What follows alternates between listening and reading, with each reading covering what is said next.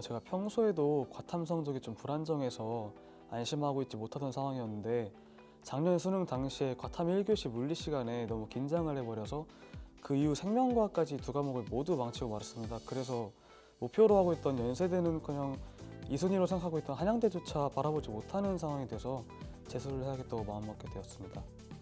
그리고 제가 2월부터 공부를 시작했지만 2개월간의 공백이 좀 컸는지 감이 좀 많이 떨어진 부분이 있었어요. 그래서 재수를 시작하면서 이왕 이렇게 된 거 새로운 마음으로 시작하자고 스스로를 좀 가다듬었습니다. 제가 원래부터 기숙학원을 가야겠다고 생각은 했었어요. 근데 아무래도 금액적인 부분이 좀 부담되는 것이 사실이었습니다. 그래서 여러 가지 이유로 결정을 망설이고 있던 차에 저희 어머니께서 제 망설임에 종지부를 찍어주셨죠. 강남 하이퍼라는 학원의 반수반 제도랑 그 장학 제도를 활용하자는 말씀이셨는데 6월에 제가 입소를 했지만 그 전까지는 혼자 했던 공부에는 항상 뭔가가 조금 빠져있는 듯한 느낌이 들었기 때문에 반수반에서 기본기를 확인하고 적응 기간을 가진 후에 수준에 맞는 수업을 들을 수 있도록 재배치되는 그런 강남 하이퍼의 제도를 선택하게 되었습니다. 저는 학원에서 제공하는 양질의 교재와 모의고사가 되게 큰 도움이 되었다고 생각하는데요. 개념은 잡혀있지만 실전에서 적용이 잘 안 돼서 고민이 많았는데 학원 교재에 수록된 많은 문제들을 풀면서 내가 가지고 있던 5개념을 수정하고 부족한 부분을 좀 더 채울 수 있었습니다. 또한 타임어택이라는 압박 속에서도 개념을 빠르게 적용해서 문제를 해결할 수 있는 그런 능숙함까지 완성할 수가 있었습니다. 이런 것을 바탕으로 모의고사를 풀면서 실전 감각을 다져놓을 수 있는 기회가 되었습니다. 제가 생각하기에 슬럼프는 자신도 모르게 찾아와서 스스로를 갉아먹을 수 있습니다. 자신에게 슬럼프가 왔다는 것을 인식하는 것 그 자체만으로도 학원에서 이렇게 열심히 공부했던 학생들에게는 충분히 주입으로 여겨질 수 있지 않을까 생각합니다. 저의 경우에는 넉넉하진 않지만 그래도 부족함 없이 지냈던 과정에서 갑작스럽게 부담을 안겨주면서 시작한 재수 생활이기 때문에 내가 주춤하고 있는 이 시간에도 열심히 일하시면서 저를 응원해주시는 부모님을 떠올리면 때때로 찾아오는 가벼운 슬럼프 정도는 쉽게 넘길 수 있었습니다. 그렇지만 장기간 학원에서 이렇게 공부하면서 여러 감정에 빠져서 많은 고민을 하는 시기가 생기기도 하는데 저는 이때 저를 좀 쉬게 해줬습니다.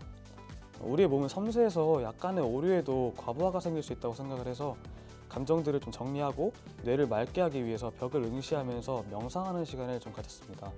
이를 통해서 제가 붕 떠있던 컨디션을 안정시킬 수가 있었고 제가 혹사당하던 뇌와 눈을 쉬게 해줌으로써 새롭게 이렇게 열정을 불태울 수 있는 에너지를 충전할 수가 있었습니다. 재수는 사실 우리가 길지 않은 인생을 살았지만 그러면서 맞게 된 첫 번째 시련이 아닌가 싶습니다. 앞으로 겪게 될 고난과 역경에는 미치지 못할 수도 있겠지만 아직 우리는 성숙하지 않았기 때문에 우리에게는 좀 더 힘들게 다가올 수 있지 않나 라고 생각합니다. 그렇기 때문에 이 시련을 극복한다면 미래에 어떤 어려움이 생기더라도 해결할 수 있는 자신감과 능력이 만들어질 거라고 생각합니다.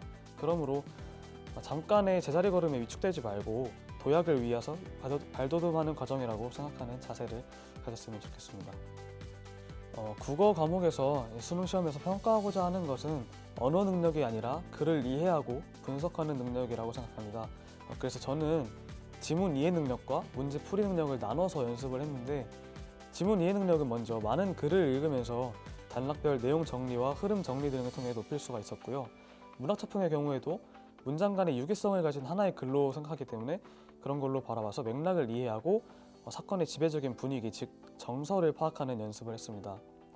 두 번째로 문제풀이 능력은 이해한 내용을 바탕으로 문제를 해결하기 위해서 먼저 선지가 묻고 있는 것이 본문 어느 부분에 해당하는지 파악하는 것이 먼저입니다. 그 다음에는 선지를 분석하는 것이 되게 중요한데 선지에서 판단의 기준이 되는 키워드를 뽑아서 근거로 삼는다면 좀 더 확신을 가지고 문제를 해결할 수 있지 않나 생각합니다.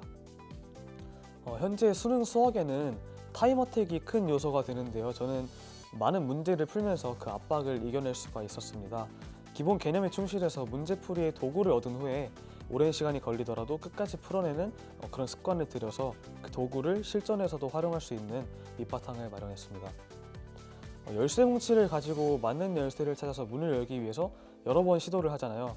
그런 것처럼 문제에 대한 이런 끈기는 도전은 어떤 열쇠가 맞을 것 같은지 추려내는 감을 만들어줘서 시간 단축에 유리하다고 생각합니다. 또한 이런 식으로 풀어내는 문제를 통해서 얻어내는 성취감은 이루 말할 수 없을 만큼 기뻤습니다.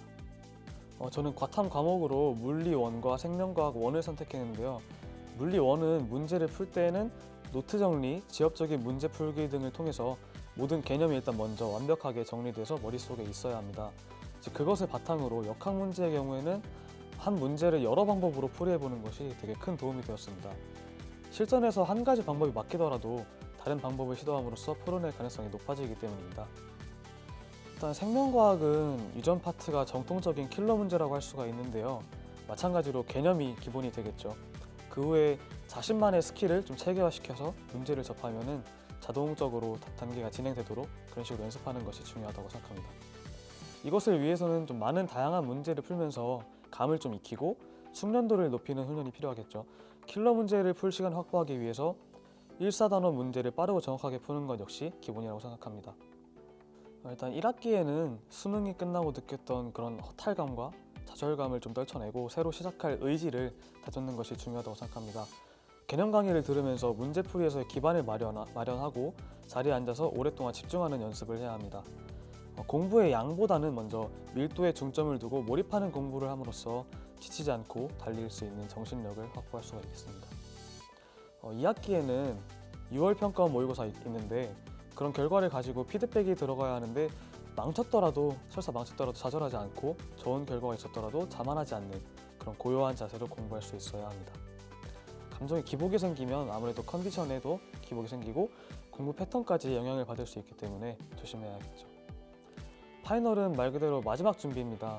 그러므로 실전 감각이 떨어지지 않도록 모의고사를 풀 텐데 점수가 잘 나온 모의고사라고 넘어갈 것이 아니라 문제를 정리하고 헷갈렸던 성질을 분석하면서 약점을 보완할 수 있는 계기가 되었으면 좋겠습니다.